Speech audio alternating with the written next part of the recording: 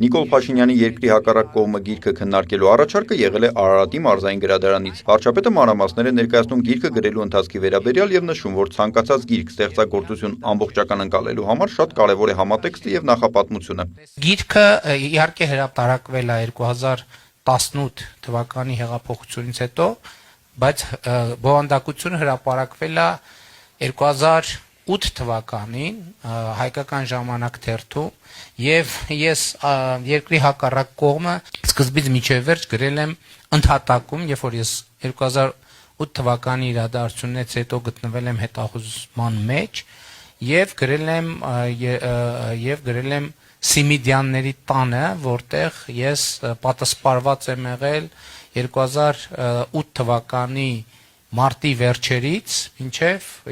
2009 թվականի փետրվարը։ Նիկոլ Փաշինյանը պատմում է, որ գրքում գրվածը ամբողջական ըմբռնելու եւ պատմության պատճառը հետևանքային կապերը հասկանալու համար շատ կարեւոր է իմանալ, թե ինչու եւ ինչպես է ինքը հայտնվել Սիմիդյանների տանը, ինչու է որոշել գրել այն ամենի մասին, ինչ գրված է երկրի հակառակ կողմը գրքում։ 2008 թվականի մարտի 1 իրադարձությունների մասին բոլորդ գիտեք, ես հրապարակում էի եւ բնականաբար ուզում ենք այնպես դուրս գայինք, որ չձերբակալվենք, որովհետեւ այդ ժամանակ արդեն բնականաբար գիտենք, որ տենց խնդիր կա։ Լրագրողական եւ քաղաքական գործունեության շնորհիվ լավ ծանոթ լինելով տարածքին Նիկոլ Փաշինյանին այդ ժամանակ հաջողվել է դուրս գալ ամբողջովին շրջափակված տարածքից ու թաքնվել։ Ինձ ներս են հրավիրում, հյուրընկալում են, տեղ են տալիս, կերակրում են Աշոտ Բլեյանը եւ Արմինե Օհանյանն էին այդ տանը ապրում այդ ժամանակ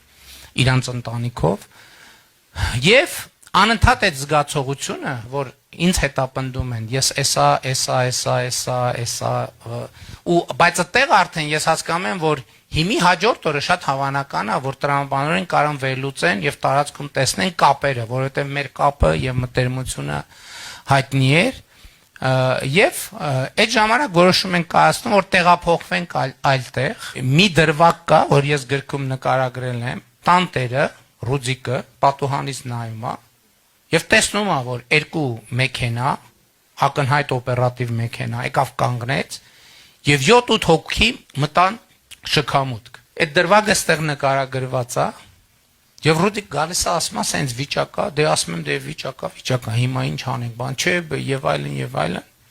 Վերջը ինձ որոշում են թաքցնեն գրածա, բայց չասել որտեղ են թաքցնում, ով կարդացել է գիտի։ Դե չէ դրվագ որ ասեմ մի ընդդիմությունը բան է սարքելու։ Թող գնան կարդան տենց սարքեն, առանց կարդալու համաձայն չէ։ Պարզվում է, որ այդ նույն շքամուտքում ապրում է մարտի 1-ի գործով հետախուզման մեջ գտնվող մեկ ուրիշ մարդ։ Վարչապետը հիշել է նաև իր համար ամենամղձավանջային պատմությունը։ Նրան առաջարկում են գիշերել ավտոտնակում, խայտառակ ցուրտ էր։ Մտածում էի չեմ լուսացնի, պատմում է Փաշինյանը։ Այդտեղից նրան տեղափոխում են Սիմիդյանի տուն։ Այդ ժամանակ ընդհատակյա կյանքը կանոնավորվեց, որովհետև արդեն հնարավորություն ունեի մամուլ եւ այլն ունենալ։ Եւ ելի այդ զգացողությունը կար, որ մեկը շատ հավանական է, որ ինձ կհայտնաբերեն, բայց ես չէի ուզում հայտնաբերվեմ ինչի համար, որովհետև ես մտածում էի, որ քաղաքական process-ներ են, ես պետքա տեղում լինեմ, ընդ որում ես Երևանում էի մնալ, եթե ուշադրություն դարձենք, ինչի Երևանում մնում, որ հնարավոր հարավակի վայրին հնարավորինս մոտիկ լինեմ։ Շեղելու նպատակով գաղափարը առաջացավ հոդված գրել, շարունակում է վարչապետը, ծագեց վեբ գրելու միտքը։ Բայց ո՞նց գրեմ վեբ։ Եվ ինչպես կապեմ էսի իրավիճակի մեջ, խնդիրը հետևյալն է, խնդիր 1 գրել, շեղել իրավապահ մարմինների ուշադրությունը։ Մինչ այլոց հետո պարզվեց, որ դա էֆեկտ տվել է, որովհետև երբ որ ես արդեն ընդհատակից դուրս էի եկել 2010 թվականին ես պատգամավորի տեխնացու առաջադրվեցին, չգրանցեցին այն պատճառաբանությամբ, որ իս վերջին 5 տարում չեմ բնակվել Հայաստանի Հանրապետությունում։ Եվ երբ որ մենք դատի տվեցինք, ներքին գործերի նախարարությունը մի հատ տեղեկանք տվեց, որ իրանց օպերատիվ տվյալներով ես ապօրինի ճանապարհով Հայաստանից դուրս եմ եկել եւ հետո վերադարձել եմ։ Ինչ որ նկարագրված է այստեղ։ Հետաքրքիր ստացվեց նաև քաղաքական կոնտեքստը, շարունակում է պետության ղեկավարը։ Այս վեպի ամբողջ սյուժեն ինչ է իմաստը։ Ամբողջ իմաստն է, որ ես Միասնիկյանի արձանի մոտից գնում եմ Ազատության հրապարակ, բայց գնում եմ ըստ էության շուրջ երկրա ճանապարհորդություն կատարելով, այդտեղ մի ինձ համար սիրած կտոր կա, որ ասում է հիմա ես ըստ էության պատտվում եմ աշխարհի շուրջ, բայց Մյասնիկյանի արձանից գրում եմ ազատության հրապարակ։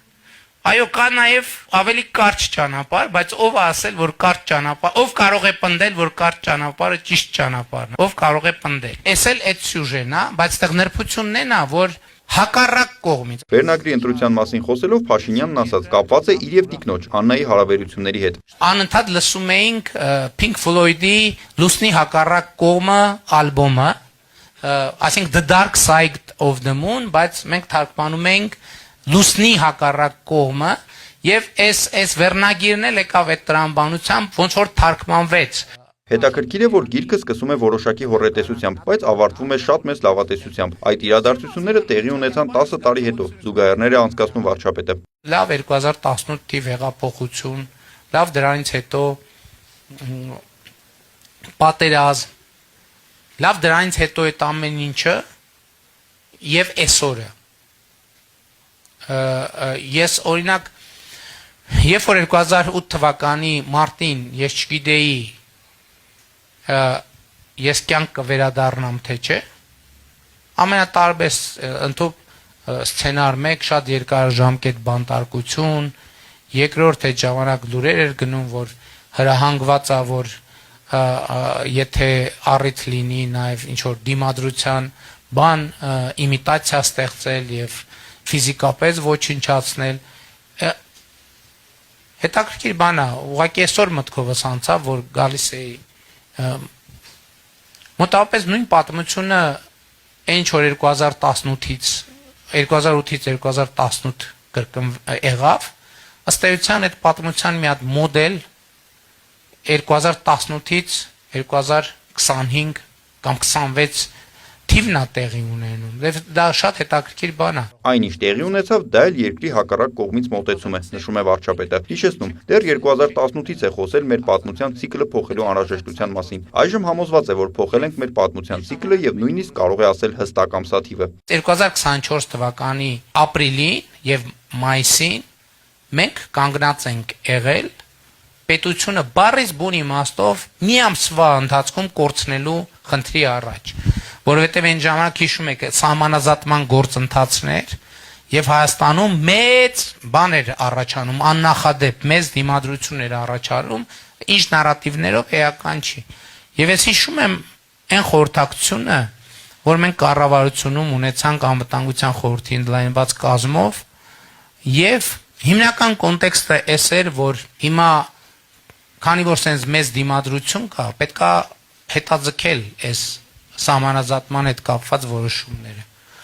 Եվ ես հիշում եմ իմ զգացողությունը, այդ ո՞նց է, որ տենց ելնում է, չէ, որ մեկ էլ պատկերացնում ես ապագան։ Եվ ես այդ պայն հասկացա, որ եթե մենք գնանք այդ ճանապարհով, մի ամիս անց մենք պետություն այլևս չենք ունենալու եւ պատմության այն ցիկլը, որը 90 թվին սկսել այդ ցիկլը փակվելու է։ Ես հիմա վստահ եմ, որ 2018 թվականին առաջադրած խնդիրը կատարել ենք։ Պետություն կորցնելու պատմական ռիսկը հաղթահարված է, եւ սա ամենակարևորն է, եզրափակում է վարչապետը։ Նիկոլայ Ավետիսյան, լուրեր։